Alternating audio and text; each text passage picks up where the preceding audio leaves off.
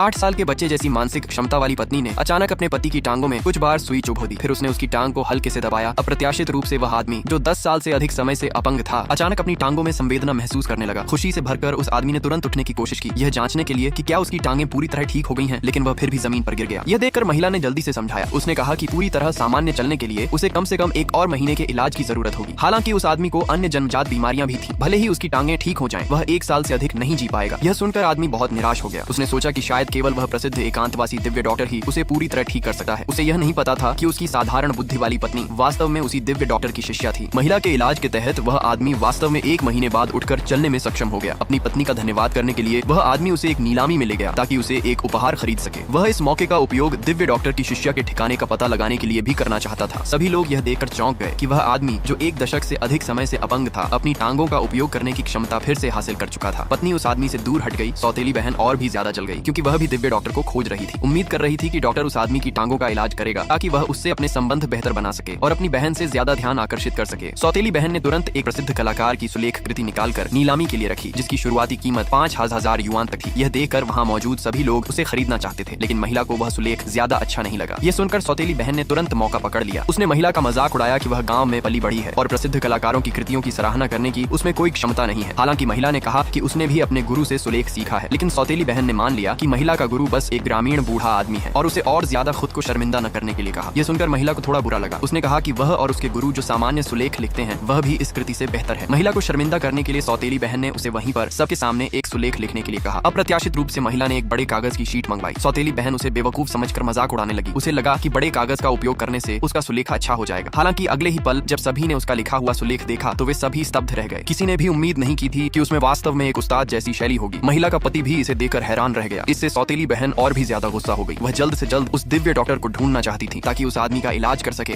और उससे अपनी नजदीकी बढ़ा सके। लेकिन उसी समय उस आदमी की पुरानी बीमारी अचानक फिर से उभर आई। उसकी दादी ने तुरंत वह दवा निकाल ली जो दिव्य डॉक्टर ने उन्हें पहले दी थी। परिणाम स्वरूप महिला ने तुरंत पहचान लिया कि दवा वाली बोतल उसके गुरु की थी।